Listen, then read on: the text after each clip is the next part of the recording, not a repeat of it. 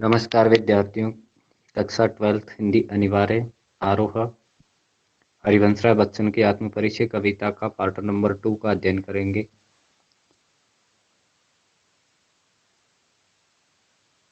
मैं यौवन का उन्माद लिए फिरता हूँ, उन्मादों में अवसाद लिए फिरता हूँ, तो मुझको बाहर हंसा रुलाती भीतर मैं हाय किसी की याद लिए फिरता हूँ।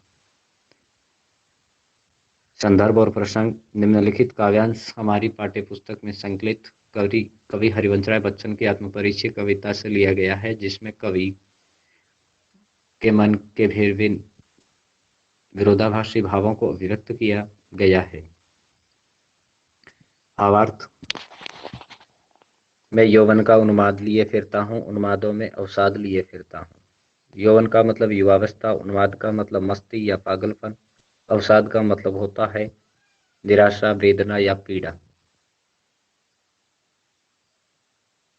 तो कवि कह रहा है कि मैं युवावस्था की मस्ती से भरा रहता हूँ, और यही मस्ती और उत्साह, उमंग की अधिकता कभी कभी उसे पागल सा बना देती है, और वह चाहता है कि ये सारा संसार उसी की तरह उत्साह, उमंग और प्रेम से भर जाए। उन्मादों में अवसाद लिए फिरता हूँ। कवि कहता है कि मैं युवा उमंग, उत्साह से भरा रहता हूँ, फिर भी मेरा जीवन निराशा, वेदना और अवसाद से भरा रहता है, क्योंकि मैं चाहता हूँ कि यह संसार मेरी ही भांति उत्साह से भर जाए, उमंग से भर जाए, प्रेम से परिपूर्ण हो जाए, और वह सभी को प्रेम की शिक्षा देना चाहता है, किंतु उसे अपने प्रयत्न में सफलता नहीं मिलती। ऐसा देखकर उसका हृदय निराशा और वेदना से भर जाता है। जो मुझको बाहर हंसा रुलाती भीतर मैं हाय किसी की याद लिए फिरता हूँ।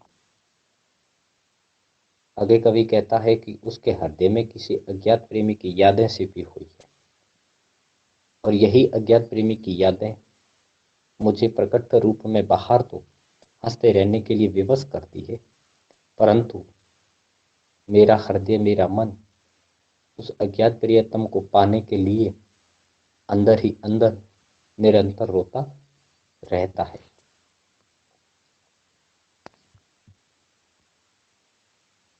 कर यत्न मिटे सब सत्य किसी ने जाना, नादान वही है हाय जहां पर दाना। फिर मूड न क्या जग जो इस पर भी सीखे, मैं सीख रहा हूं सीखा ज्ञान भुलाना। यत्न का मतलब प्रयास या कोशिश, नादान का मतलब नासमझ, मूर्ख, और दाना का मतलब है या चतुर, बुद्धिमान, और एक अन्य अर्थ निकलता है इसका धन संपत्ति, दाना पानी, वैभव। मूड का मतलब मूर्ख।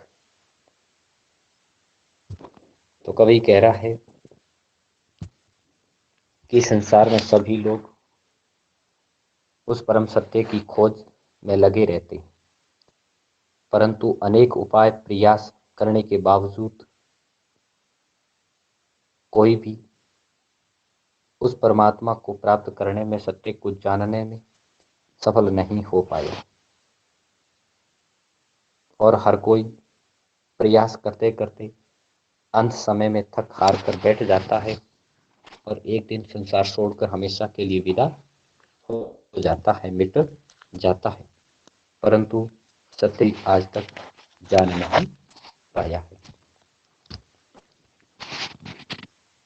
नादान वही है हाय जहां पर दाना।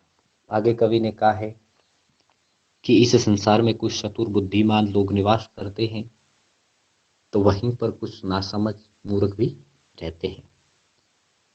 बुद्धिमान चतुर लोग जो निस्वार्थ भाव से सांसारिक आकर्षण को त्याग कर सत्य और परमात्मा की प्राप्ति में लगे रहते हैं, परंतु वहीं पर नादान लोग,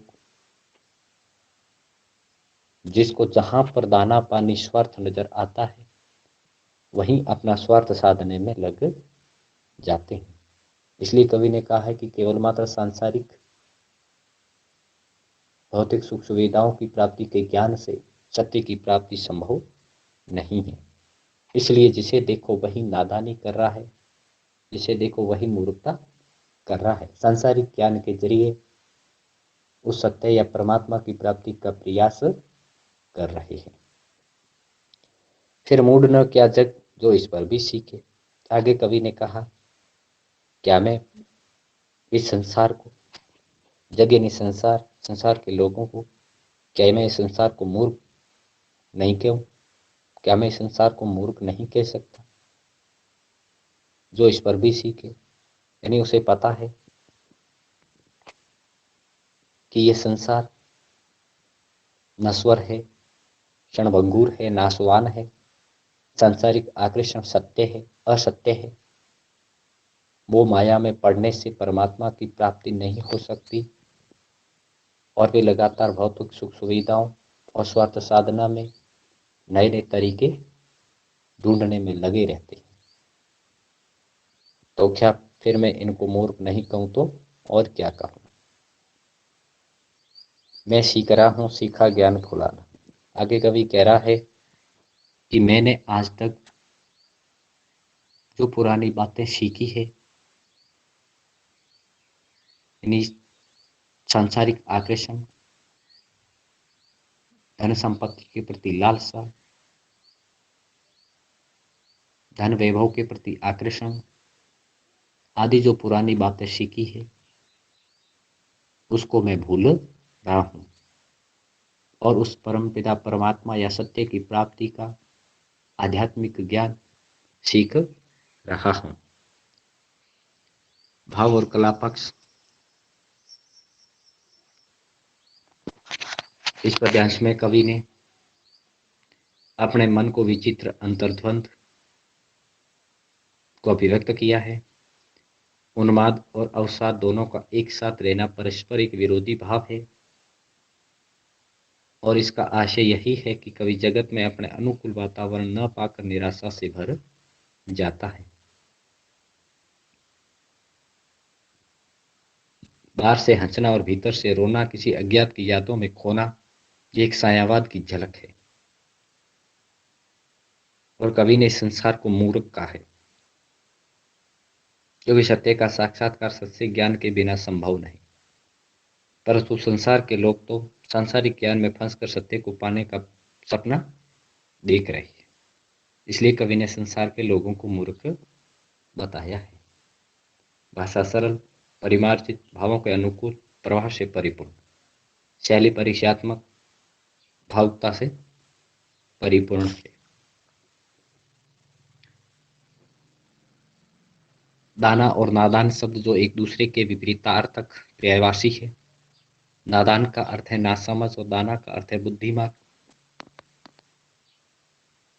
यानी जो सांसारिकता को त्याग कर सच्चे आध्यात्मिक ज्ञान के जरिए ईश्वर या सत्य की प्राप्ति का प्रयास करे, उसके लिए कवि ने दाना शब्द का प्रयोग किया है। और जो सांसारिकता में पढ़कर के भी सत्य की प्राप्ति के सपने देखते हैं, उनको कवि ने नादान या मूर्ख कहा है।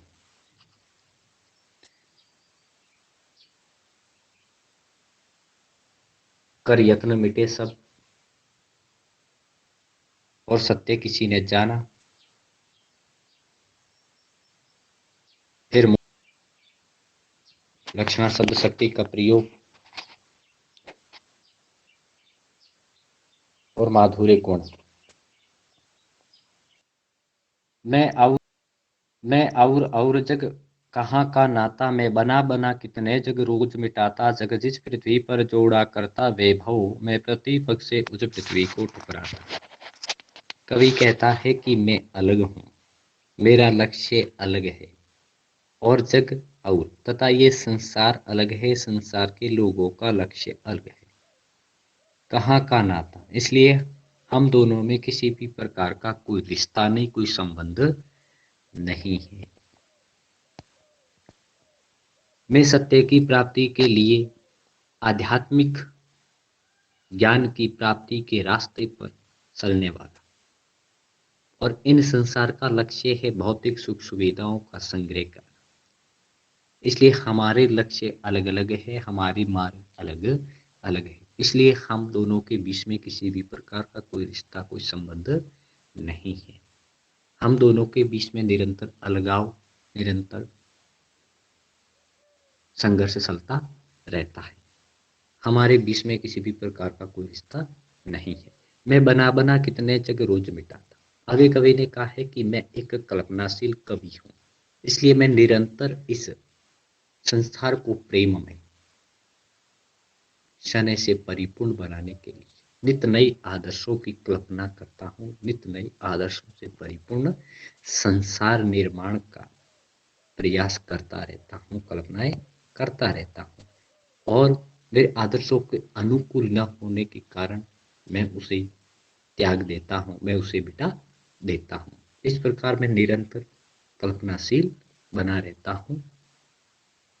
जग जिस पृथ्वी पर जोड़ा करता वैभव, मैं प्रतिपक्ष से उस पृथ्वी को ठुकराता। कवि ने कहा है कि मैं,